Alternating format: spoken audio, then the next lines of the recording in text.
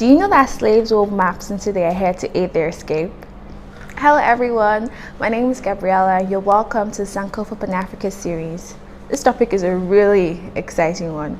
We're going to be looking at how African hairstyles have influenced hairstyle culture today.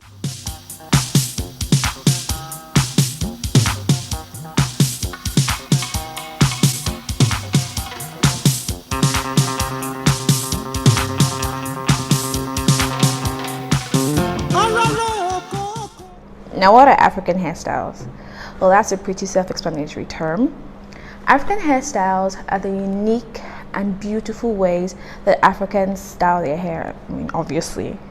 So now these hairstyles were developed to cater to the varying hair textures across the continent. They are beautiful, they are versatile, and they can be styled in so many different ways.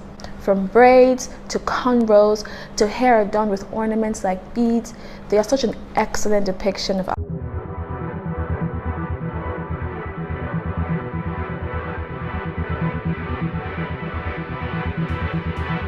hairstyles are actually more than just aesthetics. In pre-colonial Africa, hairstyles held social significance, and in some African cultures, they still do.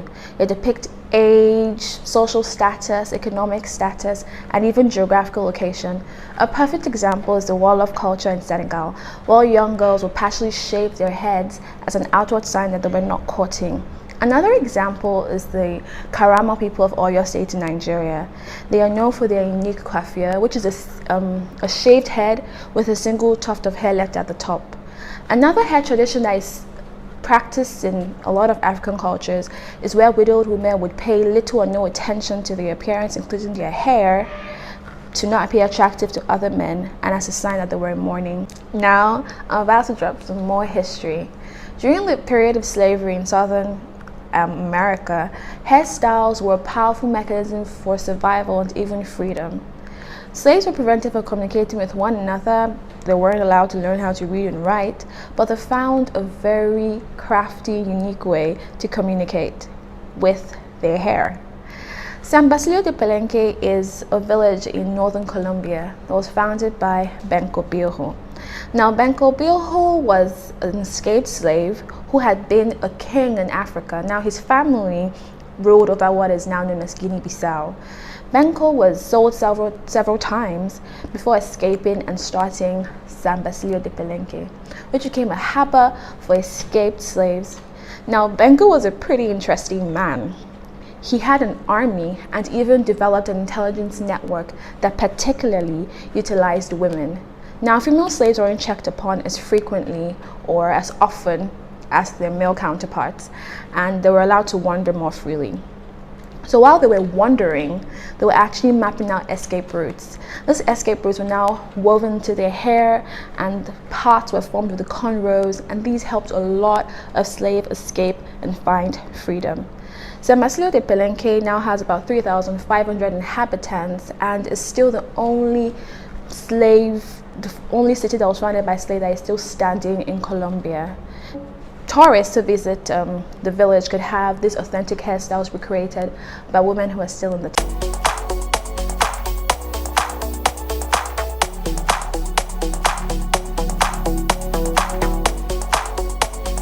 Of beauty and history associated with African hair and hairstyles, there's still been a lot of discrimination.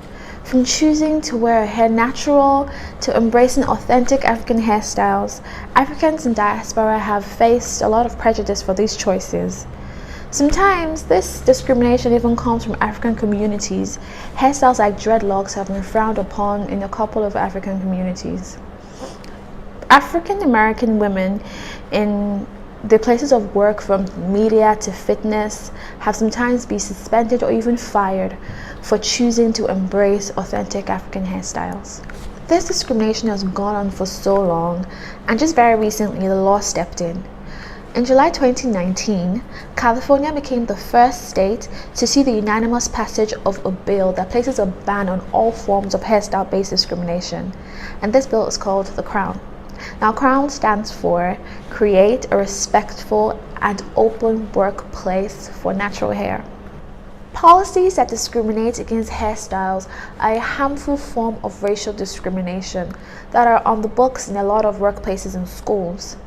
These policies prohibit African American hairstyles in the name of professionalism, and they have roots in white supremacy. Now, hair regulations date back to Louisiana in the 1700s, where women of color, enslaved and free, were required to cover their hair to show they were in a lower class. This act means that women of color can wear their natural hair and African hairstyles without coming under any discrimination in their workplaces or at their school.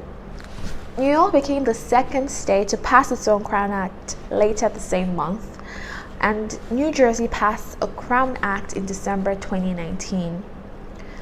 Crown Coalition reports, Crown Coalition actually is a growing alliance of businesses and civil rights groups, and it reports that 22 more states have stated an intent to introduce variations of the Crown Act. Also, federal legislation has been introduced by Senator Cory Booker to see a complete end to all forms of hairstyle-based discrimination. Amidst the prejudice, people of African descent have continued to wear these hairstyles with poise and confidence. The most popular of these choices include braids. Now, braids have been observed in cultures around the world, but there's no doubt about the intensity of the trend in African cultures. Cultures like the Himba people of Namibia have been known to embrace braids and locks. Now, the hairstyle dates back to ancient Egypt in about 3500 BC. It's more than styling. It's used for ethnic identification and social classification.